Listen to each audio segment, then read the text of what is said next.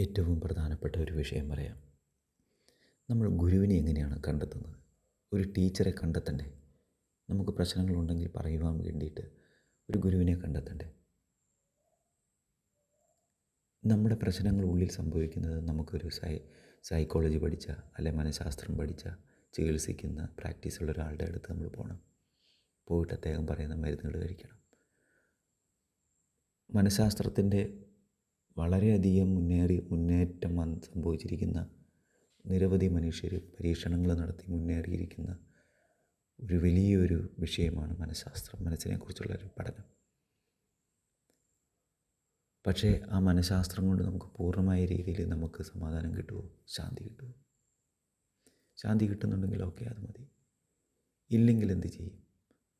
അപ്പോൾ നമ്മൾ പ്രാക്ടീസ് ചെയ്യുന്ന ഗുരുവിൻ്റെ അടുത്ത്, അല്ലെങ്കിൽ മനസ്സിനെക്കുറിച്ച് പഠിച്ചിരിക്കുന്ന ഒരു ഗുരുവിനെ കിട്ടും, ഒരു ടീച്ചറിനെ കിട്ടും.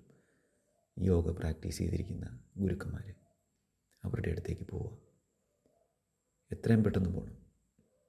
നമ്മുടെ ആകുലതകൾ പറയണം. നമ്മൾ പ്രാക്ടീസ് ചെയ്യുമ്പോൾ, അല്ലെങ്കിൽ നമ്മൾ കണ്ണുകളടച്ച് ചിന്തകളെ നിരീക്ഷിച്ച് കഴിഞ്ഞപ്പോൾ ചിന്തകൾ കൂടിയിട്ട് എനിക്ക് അസ്വസ്ഥമാകുന്നു, എനിക്ക് സമാധാനമില്ല, ഇനി എന്ത് ചെയ്യും? ആ സമയത്ത് നമ്മൾ ഗുരുവിനെ അന്വേഷിക്കണം. ആ സമയത്ത് നമ്മൾ ഗുരുവിനെ കിട്ടും, ഉറപ്പാണ് കിട്ടും. ആ ഗുരുവിനെ അന്വേഷിക്കേണ്ടത് എങ്ങനെയാണെന്ന് വെച്ച് കഴിഞ്ഞാൽ, ഏതെങ്കിലും വിധത്തിൽ, പ്രത്യേകിച്ച് ഇൻ്റർനെറ്റ് ആയിരിക്കാം, അത് ഉപയോഗിച്ച്, ഇൻ്റർനെറ്റ് ഉപയോഗിച്ച്, അല്ലെങ്കിൽ ബന്ധങ്ങളിൽ, സുഹൃത്തുക്കളിൽ, അങ്ങനെ അതൊക്കെ ഉപയോഗിച്ച് നമുക്കൊരു ഗുരുവിനെ കണ്ടെത്താം. ഇനി ആ ഗുരു ശരിയാണോ തെറ്റാണോ എങ്ങനെ മനസ്സിലാക്കും? നമ്മൾ പറയുന്ന വിഷയം, നമ്മൾ പറയുന്ന സംശയം പൂർണ്ണമായിട്ടും ഒരു സംശയമില്ലാതെ നമ്മളെ നിവൃത്തീകരിച്ച് തന്നു, സംശയം മാറി, പരിഹാരം വന്നു എങ്കിൽ അദ്ദേഹം നിങ്ങളുടെ ഗുരുവാണ്. നമുക്ക് സംശയമില്ലല്ലോ. സത്യസന്ധമായിട്ട്, കൃത്യമായിട്ട് അദ്ദേഹം ഗുരു ചൂഷണം ചെയ്യാതെ, നമ്മളെ ചൂഷണം ചെയ്യാതെ നമുക്കിതിൽ മാറ്റം വരുത്താൻ കഴിയുന്നുണ്ടെങ്കിൽ അദ്ദേഹം ഗുരുവാണ്. ഇതാണ് ഗുരു. നമ്മുടെ ചോദ്യങ്ങൾക്ക് ഉത്തരം തരാതെ പണമാണ് ഉദ്ദേശം അദ്ദേഹത്തിനെങ്കിൽ, പ്രശസ്തിയാണ് അദ്ദേഹത്തിന് ആവശ്യമെങ്കിൽ, ഒരടിമയായിട്ടാണ് അദ്ദേഹത്തിന് കീഴിൽ നിൽക്കേണ്ടതെങ്കിൽ ഒരിക്കലും അദ്ദേഹം നിങ്ങളുടെ ഗുരുവല്ല. ഓടി രക്ഷപ്പെടുക, അവിടെ നിൽക്കരുത്. അതിനേക്കാളും നല്ലത് നിങ്ങൾ രാത്രികളിൽ ഒറ്റയ്ക്കിരുന്ന് നിങ്ങൾ ചിന്തകളെ നിരീക്ഷിക്കുക. അത് മതി. പിടിച്ചു നിൽക്കണം. എത്ര വലിയ ചിന്തകൾ വന്നാലും നമ്മൾ പിടിച്ചു നിൽക്കാൻ പഠിക്കണം. നമ്മളെ മറിച്ചിടും, നമ്മളെ വേദനിപ്പിക്കും, വീണ്ടും പ്രവൃത്തികളിൽ കൊണ്ട് ഇടപെടും, അല്ലേ? അക്രമം ഉണ്ടാക്കുന്ന, അല്ലേ, ഒരു സമാധാനമില്ലാത്ത വിഷയങ്ങളിലൂടെ നമ്മൾ പോകേണ്ടി വരും. പിടിച്ചു നിൽക്കുക. ഇനിയും എനിക്ക് അത്തരം ജീവിതം ആവശ്യമില്ല, അത്തരം ചിന്തകൾ ആവശ്യമില്ല എന്ന് പറയുന്നിടത്ത് നമ്മൾ രക്ഷപ്പെട്ടു. ഇതിന് നല്ല പരിശീലനം വേണം. നമുക്ക് തനിയെ നമ്മുടെ ഉള്ളിൽ വലിയൊരു കരുത്ത് നമ്മൾ ഉണ്ടാക്കിയെടുക്കണം. അത് നമുക്ക് പ്രാക്ടീസിലൂടെ മാത്രമേ കിട്ടുള്ളൂ. ശരീരത്തെ നിലനിർത്താൻ പഠിക്കണം. എത്ര വലിയ ചിന്തകൾ വന്നാലും നമ്മൾ കിടന്ന് കരഞ്ഞു പോകരുത്. അപ്പോൾ എത്ര വലിയ ചിന്തകൾ, അത്രയും പ്രശ്നങ്ങളുള്ള ചിന്തകൾ വന്നാലും നമ്മൾ കിടക്കാതിരിക്കണമെങ്കിൽ നമ്മൾ ശാരീരികമായിട്ട് ആരോഗ്യമുള്ളവരായിരിക്കണം. അതിനെന്ത് ചെയ്യണം? അതിന് നമ്മൾ പരിശീലനം ചെയ്യണം. അപ്പോൾ അത് പ്രാക്ടിക്കലാകുമ്പോൾ നമുക്ക് ഗുരുവിനെ നേരിട്ട് പോയി കാണേണ്ടി വരും. അങ്ങനെയുള്ള സ്കൂളുകളുണ്ട്, അങ്ങനെയുള്ള പരിശീലനങ്ങളുണ്ട്. എന്തു തന്നെ ആയാലും നമ്മളൊരു കാര്യം ഓർക്കണം. കഴിഞ്ഞ കാലത്തിലെ ഓർമ്മകളാണ് നമ്മളെ ശല്യം ചെയ്തുകൊണ്ടിരിക്കുന്നത്, അല്ലെങ്കിൽ അതാണ് വന്നുകൊണ്ടിരിക്കുന്നത്. അത് നമ്മൾ ആലോചിക്കണം.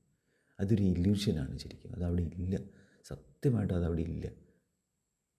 കാരണം കഴിഞ്ഞ കാലത്ത് സംഭവിച്ച ഇപ്പം അതുണ്ടോ? ഇല്ല. അപ്പോൾ ഇല്ലാത്ത വിഷയത്തെ ഓർത്താണ് നമ്മൾ വേദനിക്കുന്നത്.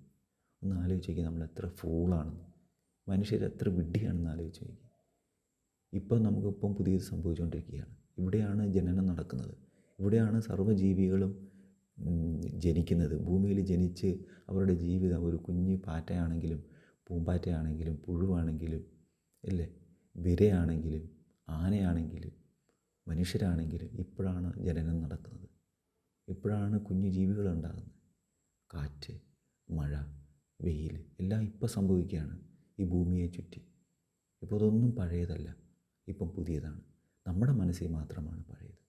ഇതാണ് നമ്മുടെ പ്രശ്നം. പഴയതിനെ ഓർത്ത് താലോലിക്കുക, അതിൽ ജീവിക്കുക, അല്ലേ? അപ്പോൾ ചിന്തിക്കേണ്ട ഒരു വിഷയം, നമ്മൾ ഗുരുക്കന്മാരെ കണ്ടെത്തുമ്പോൾ അവരെ നിരീക്ഷിക്കുക.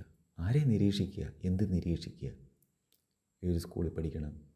നമ്മുടെ വിശ്വാസങ്ങളും ജാതി, മതം, വർഗം, വർണ്ണം ഇതൊക്കെ അടിസ്ഥാനമാക്കിയാണ് നമ്മൾ ജീവിക്കുന്നത്.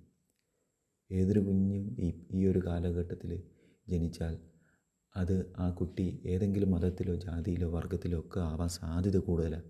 വളരെ ചുരുക്കം അച്ഛനമ്മമാർ മാത്രമേ മക്കളെ ശരിയായ രീതിയിൽ വളർത്തുന്നുള്ളൂ. ശരിയായ രീതി എന്ന് പറഞ്ഞാൽ മലിനമാകരുത്, അവരുടെ ജീവിതം മലിനമാകാതെ വളർത്തുന്നുള്ളൂ.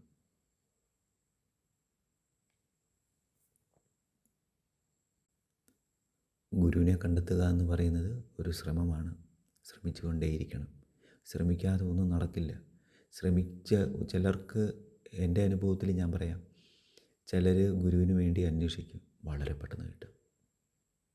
ഇത് എനിക്ക് തോന്നിയിട്ടുള്ളത് ഒരു ജന്മം സുഹൃതം. അദ്ദേഹം അത്രയും നാളും ചെയ്ത വിഷയങ്ങളിൽ ഉണ്ടായിരിക്കുന്ന, പ്രകൃതി തന്നിരിക്കുന്ന ഒരു സമാധാനത്തിൻ്റെ ഒരു വഴിയാണ്. പെട്ടെന്ന് തുറന്നു വരും.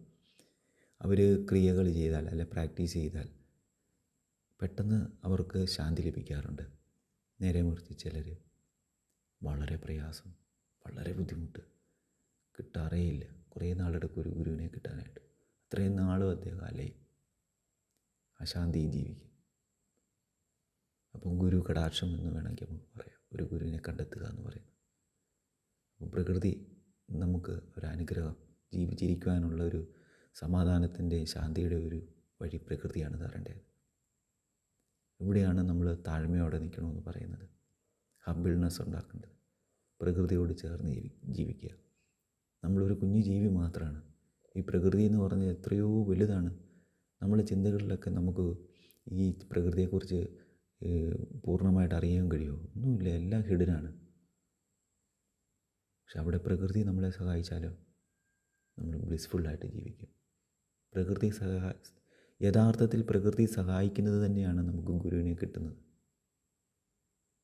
ഈ പ്രകൃതി അറിയണം, ഗുരുവിനെ കിട്ടണം, സമാധാനമായിട്ട് ജീവിക്കണം. ഒരു മനുഷ്യ ജീവിതത്തിൽ ഏറ്റവും പ്രധാനപ്പെട്ട, ഇതിനപ്പുറം മറ്റൊരു വലിയ മൂല്യമുള്ള ഒന്നുമില്ല. ഇതാണ് ഞാനീ പറഞ്ഞത്. ഗുരുവിനെ കിട്ടുക, നമ്മൾ ശാന്തിയോടെ ജീവിക്കാൻ കഴിയും.